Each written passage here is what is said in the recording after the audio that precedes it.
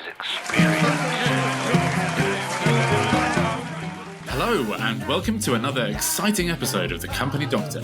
I'm George Clode, and while I'm no stranger to awkward conversations, when it comes to asking for a pay rise, even I need a little guidance.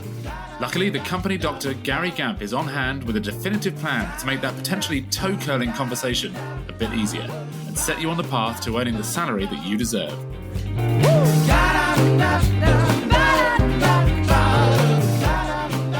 George, Hello. how are you? I am stupendous, thanks. How are you? It was a test. I'm so good. If I was any better, I'd be twins. I haven't heard that. When I say that at home, people go, "What does that actually mean?" I don't think I've heard it before. But it means that I'm as good as two people, right? Ah, I see. Yeah, nice. I think that's what someone told it to me once. I just liked it. I don't know. I like it. Anyway, I'm pretty good. Great. And I'm really excited to talk about this topic, which will scare the bejeebers out of managers. Yes. How to get a pay rise without making it awkward. Yeah, because it is awkward. It is awkward. And if you're a manager, you're thinking, please don't tell them. Yeah, don't tell them this. You sort of rely, as a manager, I guess you rely on it being awkward so that people don't do it. Yeah. I remember, actually, it's a good point, actually. I worked at a company once when they had something called a critical hire process. It wasn't to do with pay rise. It was to do with employing people. It was the same thing. And their goal was to make it as difficult as possible that you'd have to really want to hire someone. Otherwise, you just wouldn't go through the pain. I think it's a bit like that. Right. Deliberately difficult. But we have the secrets, luckily. We do, and it's always in there coming towards the end. Because we know last time when we gave the secrets of networking towards the end. Yeah. Well, we're learning. This is a learning process for us. We realised that if we give the secrets away in the first sort of 2 minutes, people would just switch off. Well, what we don't know actually is if they did or they didn't. In truth, they probably switched off anyway. But anyway, we don't care. We're gonna keep putting it out there, and we hope that people enjoy what we're doing. And we're getting good feedback on it, I must say. Good. So the first part I want to talk to you about is I've got a question for you. Actually, I like to ask you a question when you don't know they're coming. Yeah, I don't like that. And here's my question: when do you think is the best time to get a pay rise? I would say after you've been there for a long enough time to sort of have demonstrated your worth and value. You would have hoped, but actually, interestingly enough, which kind of, we're going to unravel a bit, but it's actually when you get a job. When you first start?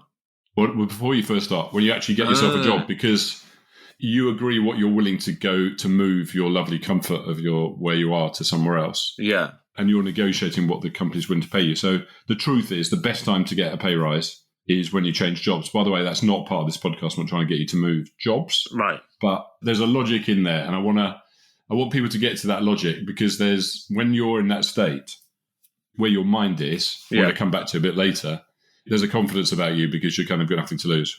Yeah, you start feeling a bit demob happy and you're like, right, well, I can just do whatever I want. I can ask for what? You can ask for anything. Because if they don't want me, then they don't want me. If they want me, they have to pay for me, right? Pay the big bucks, yeah. You got to pay me. If you want me, you got to pay for me. So I'll come back to that. But the first part of this I want to talk about is, I think there's a bit of homework to be done. Right. I've been a manager for years. I mean, that's why I've got no hair anymore. And in all my time of being a manager, I've had countless people coming to me, telling me they want a pay rise and letting me know how important they are and why they deserve it. Mm-hmm. Because they've got a bigger mortgage coming out. And they talk about me, and it's fine. But my first recommendation for people listening to this is, we'll come to that, and whether you deserve it or not, we're going to come to that. Mm-hmm. But the first thing is to do your homework. Okay. Because I think it's important to do your homework so that you can separate the logic from the emotion. T-shirt. Yeah, nice. Got to separate the logic from the emotion. I'll start working on the design of that T-shirt. Exactly. Got to get these T-shirts out, George. Yeah. And it reminds me, and there's a kind of a follow-on to that. There was a song by The Clash, Should I Stay or Should I Go? I promise not to sing. Okay. Should I stay or should I go? So do you want to stay where you are? Yeah. Or do you want to go? Mm-hmm. If you want to stay, do you generally want to stay? You're going to threaten the company. They don't give you more money. You're not going to stay. Mm-hmm. So don't do that. So you've got to know what you want. And so my first call out, I guess, is, know what you want. Do you want to stay? Do you want to go? If you want to stay, what is it about the company you like? Now, when you were interviewing for the job in the first place, and bear in mind, people listening, you could have been there 10 years, 20 years, I don't know. Yeah. Or if you've been in the company for the last 12 to 18 months, what is it about the company you wanted to, why do you want to join them? And is there still that possibility? So has it got longevity? Mm-hmm. Is it worth the investment of your time, forgetting the fact that you might want a job or need the job to pay the mortgage and stuff. So what do you want? Not you personally, but what does one want? Right. And is this, sorry, just so I'm clear, is this part of the homework? So it's figuring out what you want, whether you should stay or not. Is this the sort of the preparation you're talking about? It is, because otherwise you just go to I should get more money. All the bills are going up. And maybe you should, but just before you go there, we'll come to that. What do you want? And let's start with that. Are you doing the job you like? Is there another opportunity for you in the company? Have you actually gone from a junior to a senior? Have you actually progressed? And we'll talk about the value in a minute. But that's the starting point, I think. Okay. And therefore, what's the role that you're doing and you think you deserve more money for? Or is it just because you want more money? And by the way, there's nothing wrong with that either. Yeah. I guess. That's fair enough. Yeah? Okay, so with me so far? With you so far, yeah. So these are the foundations that are important. Yeah, because I think before you go on the campaign, which is what it is, or even a crusade in some cases, depending on your company. Yeah. And I can see managers who are listening getting worried. Don't worry, I am going to give the secret to your staff. But I will balance. I promise to balance it off. Pick me up if I don't. So here's the thing. So you know what you want, and then what I want you to do as part of your homework is to understand that your role. Mm-hmm. No, so the role you're in. I appreciate that no one really gets out the job description. They probably didn't see one, and if they did, it's in the drawer and it's a bit dusty, right? Yeah. But what is your role? And the reason to want to know your role is that you've got to be able to benchmark your value for your role. And it's not always easy to do because you might have a bespoke role that no one else does. I mean, no one's as amazing as you. But if there is someone else in the industry doing a role, then that's pretty helpful. Yeah. So if you know the role, you can then say, I'm doing my role, but I'm also doing this, this, this, and this, which is why. Well, yeah, partly. But the other thing is that I want you to be able to go and benchmark in the market what you're worth, what your role is worth. Okay. Are you being paid? I mean, here's the point, right? So are you being paid the right amount of money for the job you're doing? Now, you can always get more money. For anyone listening, just to let you know, big secret, you can always earn more money. It's not all about the money, right? Mm. When we did the motivation podcast, we found out that people are not working for the money. I appreciate this is about the money. Yeah. But there has to be more to it. So do I like the people? Do I like the work I'm doing? Is there purpose in my company? It's all that stuff we've spoken about before. So you can go and tart yourself around and go and get some more money, but will that make you happy? Maybe it will. Yeah, probably. But no, I know exactly what you mean. And actually now's a good time. You can afford to be picky at the moment because I think in terms of the way the market is currently at time of recording, there are more jobs out there than people able to pick them up. Yeah, the market's strong. And I think in a strong market, I want people to think about this a bit more. Don't get excited. It's not the gold rush. Mm-hmm. So don't just move for money, is what I would say. Move for money, yeah. Don't just move for money. Mm-hmm. It's a hide into nothing. Because we know that money is a short-term motivator. Yeah. Although the whole episode is on how to get more money. But I just want to balance. No, it's good. Yes, devil's advocate. So this is what I recommend you do. Do a market assessment. Sounds really fancy, doesn't it? What does that mean? What it means is, so if you can work out your role, so if you are a service manager or a marketing assistant, whatever your role is, go and look at other companies. Start with competitors if you can. With Google, this is easy to do. And go and find recent job ads, and find out what they're paying. Mm-hmm. And don't kind of skew it. Just deal with the truth. It is what it is. So if you find out that you'll always earn more money, but if you find out that most companies are paying what you're earning, then you're at market value. Then I've got other advice for you. But that's a good sort of beginning way to do it. Yeah. Okay. And do managers respond to that just out of interest? Just, I think just from experience, it's often met with sort of defensiveness. Yes. So is it? I mean, I think this is it's definitely a good idea and a good place to start. But how do managers respond to that on the whole? Yeah, no, it's a good point, George. I think I'm going to talk about how to use it, but this is more my homework. Okay. So my homework is you have to use it carefully, right? For the reasons you've just said. But am I at market value? So am I being paid roughly the right amount for the job I'm doing, even though I'm not happy with the amount of money it is? Mm-hmm. That's a great place to start. Yeah, and you'll find jobs that will pay ridiculously more, but you'll get a sense. And particularly if they're recent jobs, and keep that evidence because that is going to be used in your charm offensive that we're going to be talking about later on. Mm-hmm. Okay, so it's all good. Great. So you're with me so far? With you. And then the other thing I want to talk about, which we have spoken about in another episode, but I'm sure it's worth reinforcing, is something called commercial value. Do you remember us talking about commercial value? Yeah, I do. I can't remember which episode it was, but I do remember it. I thought you were going to say, I can't remember what it is, but I do remember you talking about it. You probably can't. I mean, I don't even remember what it is. But here's the thing. Commercial value is, what is your value to the company? If you think for a minute, if this was your business, would you give you a pay rise? Mm-hmm. If this was your company, would you give you a pay rise? Rhetorical question, embarrassing silence. Not asking you. No, but I mean, I would. I'm asking people listening, would you give yourself a pay rise? Are you worth more money? I mean, hopefully, maybe, I don't know. So the commercial value isn't necessarily about, if you're there's some easy places, right? If you're a salesperson, then you have targets and it's easier to demonstrate commercial value. Yeah. But if you're in the service desk or you're in marketing or something, or you're an editor or something like that, how do you prove commercial value? I want to give you an example. I want to talk about Natalie. Okay. It's pretty random, right? Yeah. Let me tell you about Natalie, right? Alrighty. So Natalie is a service advisor in a motor company. Mm-hmm. And I had a problem with my car, and a van came too close to my car coming the other way and knocked the mirror off. And it was a ridiculous amount of money to get it fixed. I mean, ridiculous amount of money. And the insurance company didn't want to pay for it. So I went to see said company, and Natalie was like, oh, that's too much money. Let me see if we can fix it in a better way, and let's see if we can make it all work for you. And then I had another problem a bit later on, and I went back in again, and Natalie said, look, we're going to sort this out for you. And during the period, the part was missing for 6 weeks. But during the 6 weeks, Natalie came, she stayed in touch with me. Mm-hmm. And then she said, don't worry, we'll give you another car. It's going to take a long time, but, I'm just letting you know where we're at with it. And every week she would call me and let me know. Yeah. And when I go into the showroom, Natalie's, oh, Mr. Gamp, so nice to see you. Look, we're going to get everything sorted out for you. What's the value I have of Natalie? Well, she's a trusted person who I guess you'll keep on going back to that place as a result of your experience with Natalie. Absolutely. And the value to the company, what's the value to the company? Well, I suppose it's however much you paid for the part and then all the things you'll pay in the future rather than going elsewhere. Yeah, so although she saved me money, she's bought my loyalty. Yeah. So I think companies need more Natalies. And Natalie is and I'm telling everyone on this podcast about Natalie. I tell everyone about Natalie. I'm not even going to say where she works. Don't want to embarrass the lady. But that's commercial value. She's offering as a service advisor.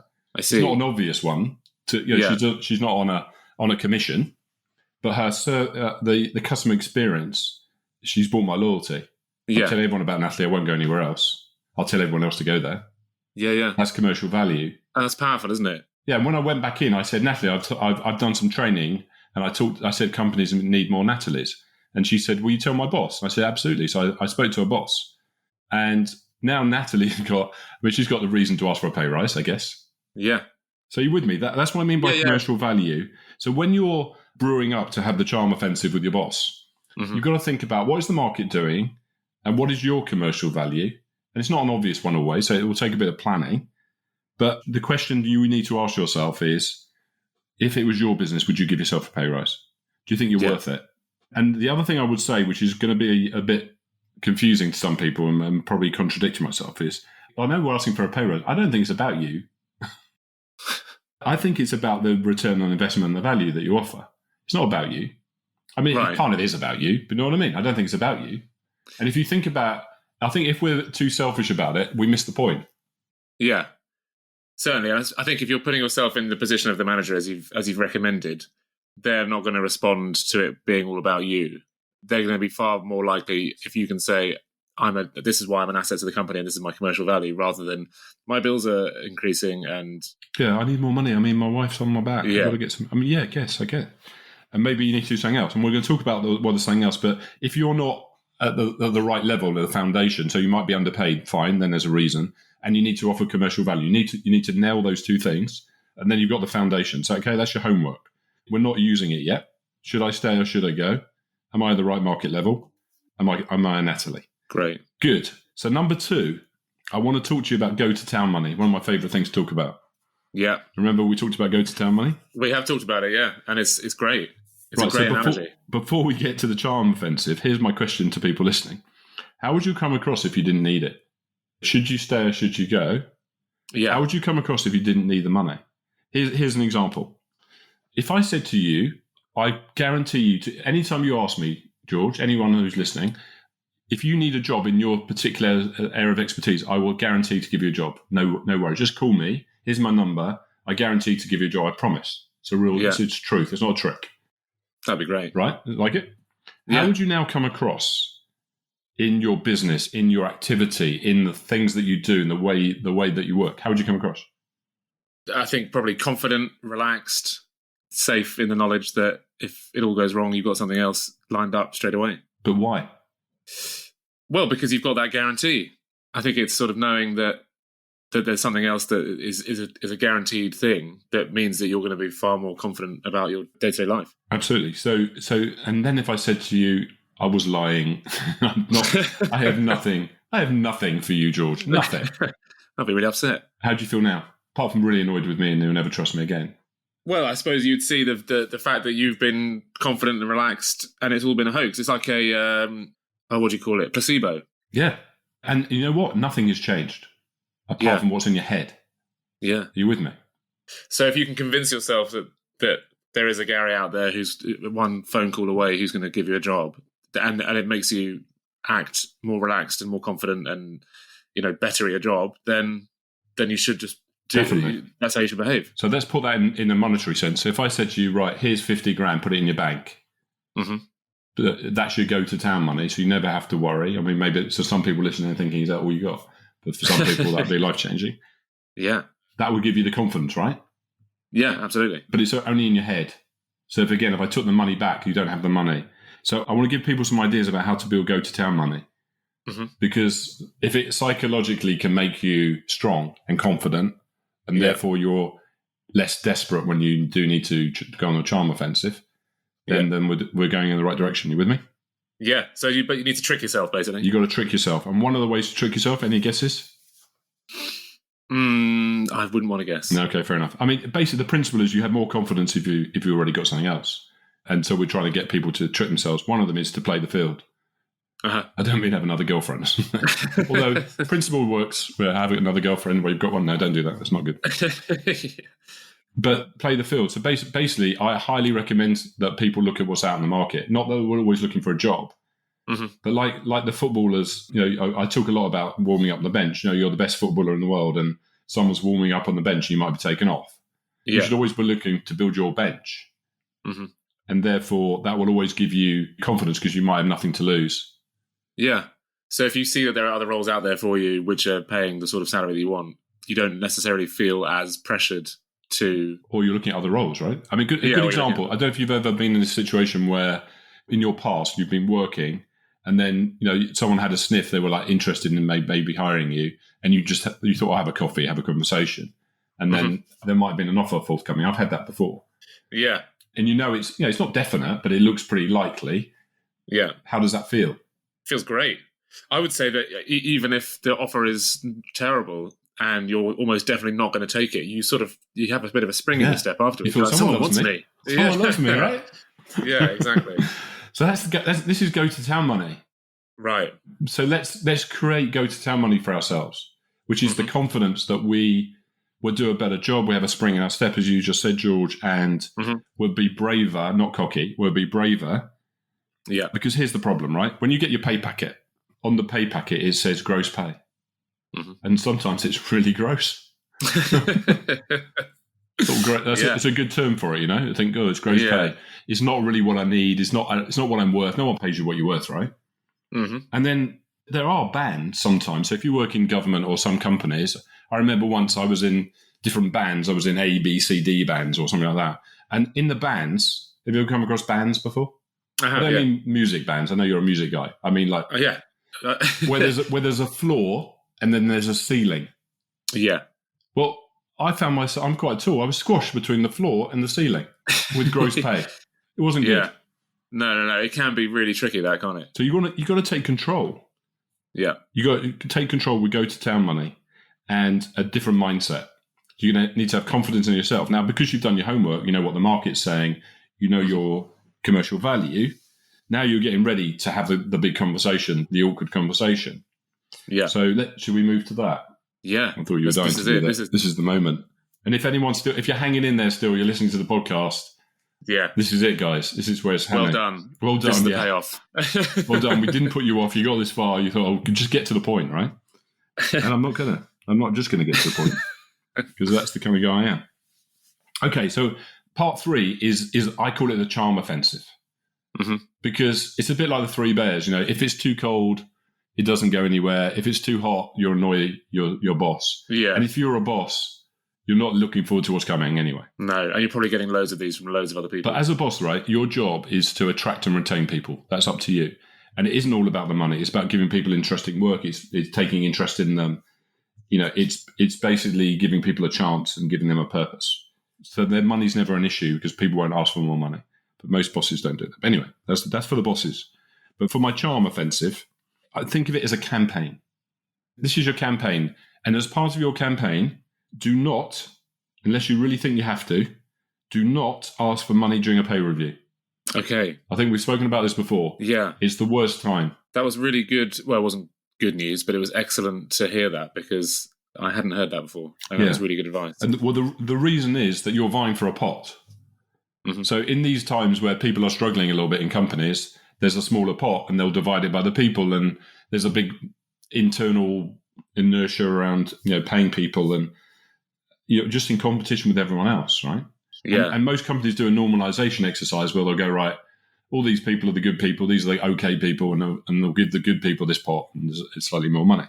I'm not saying you shouldn't try to get a pay rise during a pay review or during your appraisal, but my advice is it's not the best time. Okay. The other thing to say is, for the bosses out there, it's bloody difficult. It's a difficult process. If I'm the manager, as a manager, when I know someone needs more money, even if they deserve it, I know it's a pain. It's difficult. The process is hard. It's hard for me, and we're not empowered. So we've got to go through 15 signatures, and if it's an owner business, no one wants to spend more money, right? So, you know, understand, if you're trying to get more money, just look through the lens of your manager. It's not an easy job for them. Yeah. And it's rarely a case of them just sort of saying no for the sake of it. Yeah. And sometimes they're second guessing what they've got to do next. So they're like, I know if I go and ask for these people, then I need that's why the evidence is important. You've got the homework. If you use the evidence for good, not for evil, then it will work well. By the way, the campaign, the charm offensive, is to use all your work for good, not for evil. Right. You know what I mean by that? Don't be like Dr. No stroking the cat. Yeah, yeah. You're being manipulative. Or... Yeah, you're doing, you're because you proved your value, and if you ever threaten someone, that even if you're worth it, that it's not worth it. No, it's the worst. And it's also the worst when people, I think, when we were talking earlier about should I stay or should I go, when people are sort of saying, I'm going to leave, and sort of threatening, it's a really unattractive thing. It is. And it makes you want them to leave. Yeah. To be honest. I mean, you're good, but you're not that good. You know, put your finger in a glass of water and take it out and look for the hole. You know, no one's indispensable, right? So at the end of the day, you know, I was talking to a customer recently where his team was acqui-hired. And what that means is that a big chunk of the team left. The manager left and took the team with them. It's called acqui-hiring. Okay. You know, sometimes I do that as an exercise. What would you do if all your whole team left tomorrow, and would you be ready as a manager? Yeah. But anyway, the principle is that, you know, it was really difficult, but life goes on, right?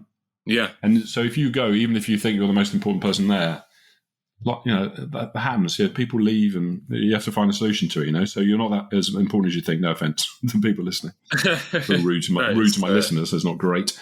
But what you're looking to do is build some allies, and you know, basically make sure that you're networking across and down in the business. Because all you need is when people talk about you to go, you're a good person. You know, George is a great guy, Gary's a great guy, Jane's a great girl. You know, it's just you just want people to say, yeah, I mean, they're worth it. I've come they're professional, they do a good job. You know, if it was my business, that I want to make sure they stay, that they're people we want to keep, we want to invest in. Yeah. That's got to be what you need to do. So, you know, I'm not going to talk a lot about the detail of that in this episode because we've done it before, but you need to build a network of allies in order to make it work for you. Because what happens is managers will talk together, and sometimes you need someone else to sort of say you're a good person as well. And I think that was 2 episodes ago, wasn't it? We were talking about that exercise of doing the circle around yourself and then connecting that to 5 people in the company, and the importance of that comes through in things like this, doesn't it? When as you say, when you're looking for a potential pay rise. Yeah, definitely. So now we're building up. So we've got a charm offensive. We're going on a campaign, and the campaign is, it's a bit like if you've got kids and you say to them, right, we're going home now. They get really upset. I want to stay 5 minutes. Let me stay 5 minutes. And what you learn as a parent is you give them the 5-minute warning. You let them know, look, we're going in 5 minutes. They're a bit of a moan, but they know you're going in 5 minutes and there's 1 minute to go and we're going. Mm-hmm. And in life, it's the same. People don't want to be hijacked. They don't want to be pounced on. They don't want to be kind of cornered. Mm-hmm. And so anything you can do, if you think about the good side of politics, people get lobbied. Yeah. Yeah, you get a bit of notice. What do you think? Get your input. That's what you need to do here. It's a campaign. You need to lobby people. You need to go, you don't surprise them. You need to let them know it's coming. Mm-hmm.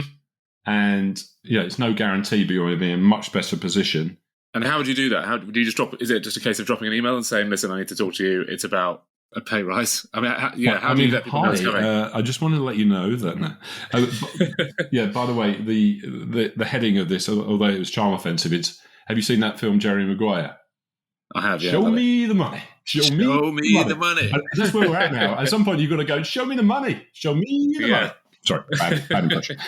Yeah, so how do you do it? Good question. So, I think it is hopefully you're building a good relationship with your boss, mm-hmm. and you can have a conversation about, you should always sandwich your conversation with the good, the bad, and the ugly. So it's like, and genuinely, I really like working here. And that's why I asked you at the beginning, do you want to stay or do you want to go? Because if you want to go, then don't bother to go and ask for more money, just go. Yeah. But if you generally want to invest and you feel it's worth pursuing, unless you've tried and you didn't get anywhere, and then you should go anyway, by the way.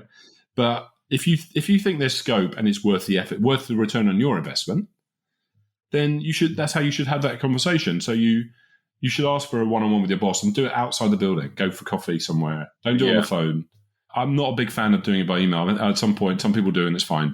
And maybe you can't do it one-on-one. Sometimes it's not possible. Yeah. Sometimes you don't have a good manager and they don't like talking about this kind of stuff. Sure. We've spoken about that before. But the main thing is to say, look, I really like working here. I like working for you.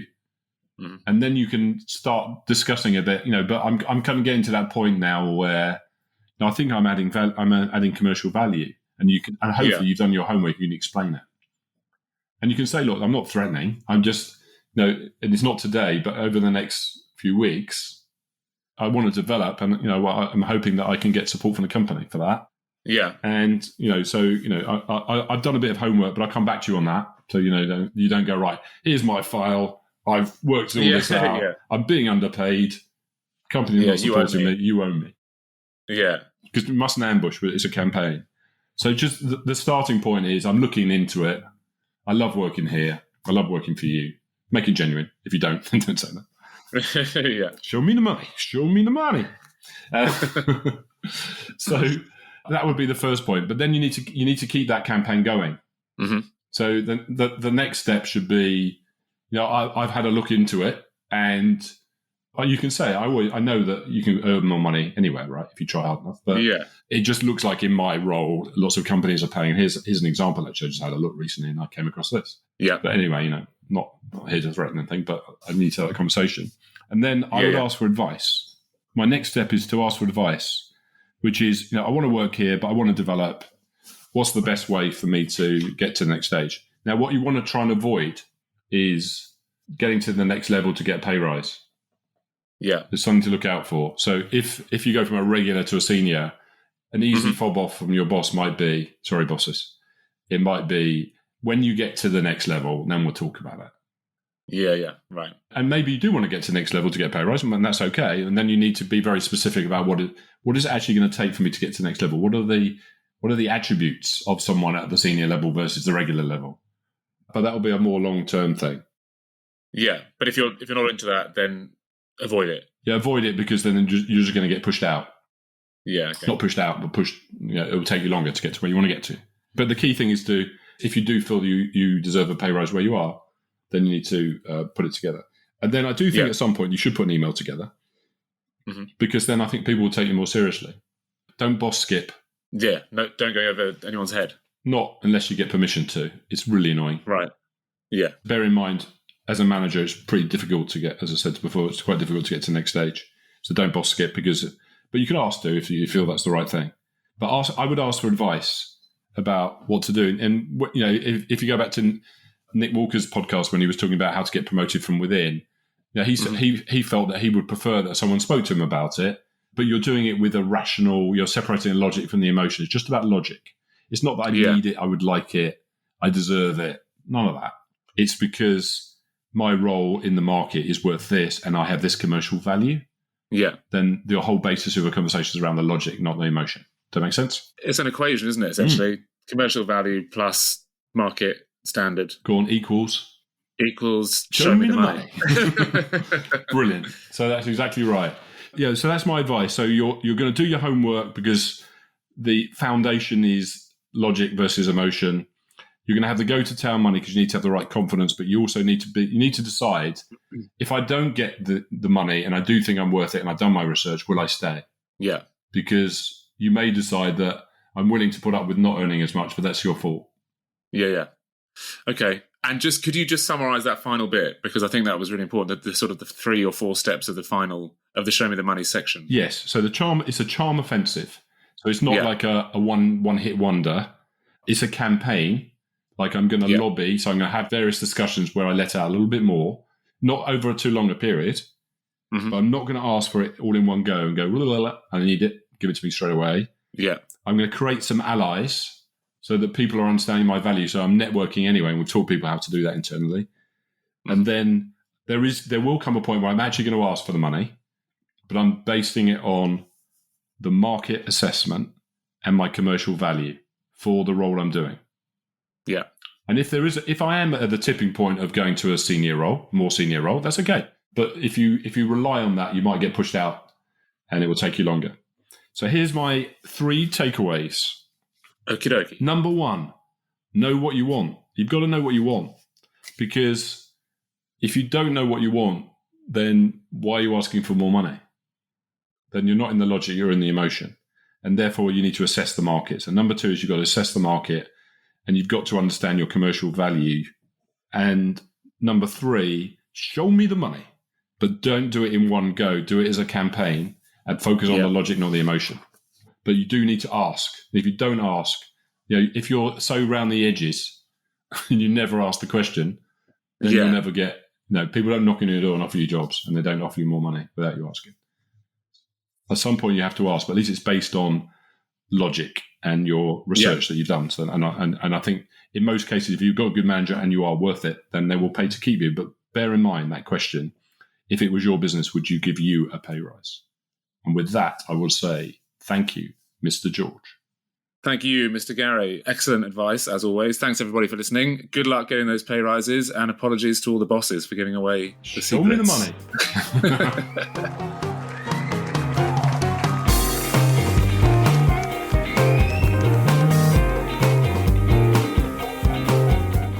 We hope you enjoyed this episode of The Company Doctor. If you want to explore previous episodes and stay up to date with the latest ones, visit thecompany.com, where you can subscribe to our podcast and make use of all the added extras in our show notes and blog posts. Thanks for listening, and see you next time.